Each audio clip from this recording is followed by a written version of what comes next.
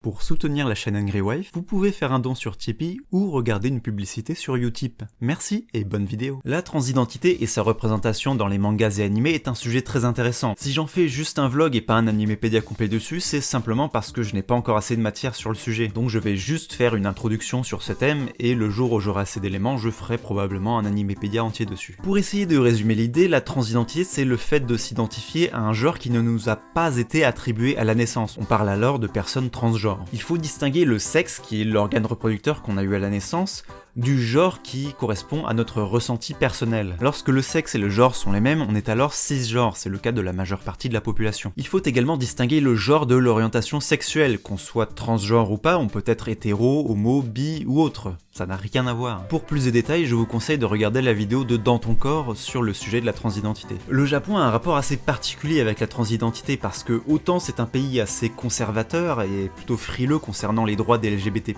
autant dans leur culture les Japonais sont habitués au travestissement et aux personnages à l'allure androgyne, notamment dans le théâtre traditionnel japonais où les hommes jouent des rôles de femmes et inversement dans la revue Takarazuka. Et cette ambiguïté on la retrouve assez régulièrement dans les mangas et animés. Néanmoins on va commencer par distinguer tous les types de personnages qui n'ont rien à voir avec la transidentité. Déjà, comme je viens d'en parler, le travestissement et l'androgynie. Androgyne ça veut juste dire qu'on ressemble à la fois à une fille et un garçon, mais il n'y a aucun rapport avec le genre ni le sexe. C'est le cas par exemple pour le fameux Hideyoshi dans Bakato Test Toshokanjo. Le gag récurrent avec ce personnage, c'est qu'il est tellement beau que les autres mecs du lycée ne le considèrent pas comme un garçon. Du coup, il fait l'objet de plus de fanservice que les personnages féminins, et il est considéré comme un troisième sexe avec un vestiaire et un bain non mixte qui lui sont dédiés. Cependant, lui-même se considère bien comme un garçon, donc ce n'est pas un personnage transgenre. Le travestissement, c'est en gros lorsqu'un garçon s'habille en fille et inversement. Dans les mangas animés, on va parler de trap pour le premier cas et de reverse trap pour le second. Trap, ça veut dire piège en anglais, et ça fait référence au fait que beaucoup de gens se font piéger par ce genre de personnage en fantasmant dessus sans connaître leur vrai genre. Or, retenez ça, c'est très important, les traps n'ont rien à voir avec la transidentité. On parle d'un trap ou d'un reverse trap lorsque la personne qui s'habille différemment est cisgenre, c'est-à-dire qu'il se considère comme un garçon même s'il s'habille en fille, et qu'elle se considère comme une fille même si elle s'habille comme un garçon. Je mets des guillemets à s'habiller en fille et en garçon parce que là aussi on pourrait discuter sur ce que ça veut dire, mais bon c'est pas le sujet et l'important c'est juste que vous compreniez l'idée. Par exemple, Astolfo de Fate Apocrypha et Chihiro de Danganronpa sont des traps parce qu'ils se considèrent comme des garçons. En revanche, Haruka de Hunter x Hunter et Lily de Zombieland Saga ne sont pas des traps, ce sont des personnages transgenres car elles se considèrent comme des filles. C'est d'ailleurs l'un des thèmes de l'épisode consacré à Lily dans Zombieland Saga où on voit son enfance avec sa carrière d'idole managée par son père. Et c'est pas une interprétation, c'est clairement dit dans l'épisode que Lily est née garçon et qu'elle se considère comme une fille, ce que les autres personnages comprennent et acceptent assez rapidement. C'est aussi confirmé par la couleur du bas de pyjama de Sakura qui correspond au drapeau transgenre. De plus, c'est totalement pertinent comme thématique car il y a des idoles transgenres au Japon. Autre notion à ne pas confondre, le gender bending, qu'on traduit par changement de sexe. Mais rien à voir avec l'opération chirurgicale dans la vraie vie, là on parle de personnages qui changent de sexe par la magie ou la technologie dans la fiction. C'est le cas par exemple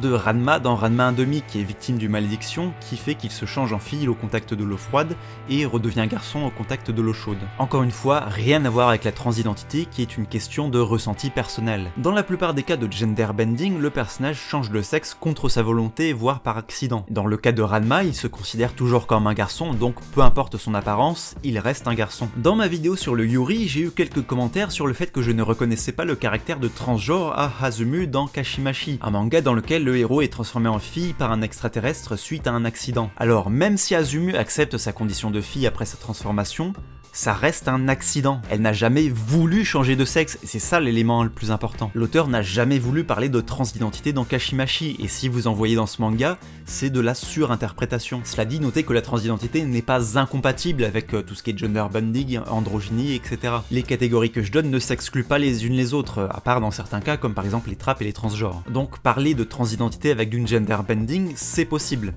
Mais c'est pas le cas de Kashimashi. Autre catégorie, les personnages asexués, et non pas asexuels, ça concerne l'orientation sexuelle et c'est pas le sujet. Asexué, ça veut dire qu'il n'a aucun sexe ni aucun genre, et rien à voir non plus avec le sexe neutre, c'est vraiment aucun genre. En général, il s'agit de personnages non humains, comme ceux de l'ère des cristaux par exemple, qui sont des minéraux pour lesquels le concept de genre n'a aucun sens. Et non, l'ère des cristaux n'a rien à voir avec Steven Universe. Arrêtez cette comparaison, je vous en supplie. Dernière catégorie, les personnages hermaphrodites, c'est-à-dire qu'ils possèdent à la fois les organes reproducteurs mâles et femelles. Comme par exemple...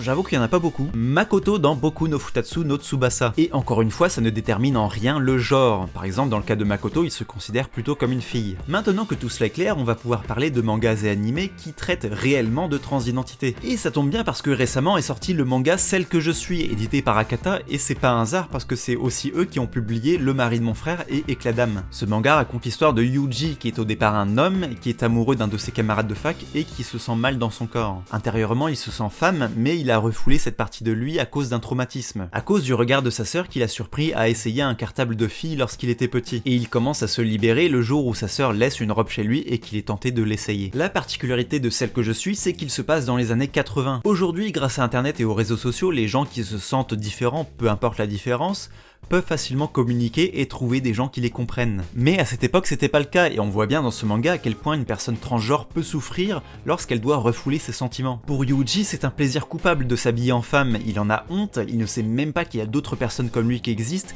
et il ne peut en parler avec personne dans son entourage, jusqu'au jour où il rencontre quelqu'un à qui il peut se confier et avec qui il peut en parler. Notez que je désigne Yuji par il, car au début du manga, il se considère toujours comme un homme et il n'envisage même pas le fait de pouvoir être une femme. Akata a même fait attention à ce détail dans le résumé du tome qu'on trouve sur leur site. On voit qu'ils savent à quel public ils s'adressent. Si les personnages transgenres ne sont pas si rares dans les mangas et animés, comme par exemple Anna dans Tokyo Godfathers de Satoshi Kon, les œuvres abordant directement le sujet le sont beaucoup plus. Mais il y en a, comme par exemple le manga Oro Musko qui a aussi été adapté en animé. J'ai vu ces deux œuvres il y a plusieurs années et à l'époque je connaissais pas du tout le sujet. Je pensais que c'était juste l'histoire de travestissement et d'apparence alors qu'en fait non, c'est beaucoup plus profond que ça. Et c'est pour ça que c'est intéressant de publier des mangas comme Celle que je suis ou Éclat d'âme parce que ça permet de faire connaître le sujet afin d'éviter les idées reçues. Et ça permet de se rendre compte de trucs aussi bêtes que simplement la difficulté pour une personne transgenre d'utiliser des toilettes publiques par exemple. Dans les mangas sur la transidentité pas encore publiés en France, il y a par exemple Kyokara Yonshimai qui raconte l'histoire d'un homme qui devient une femme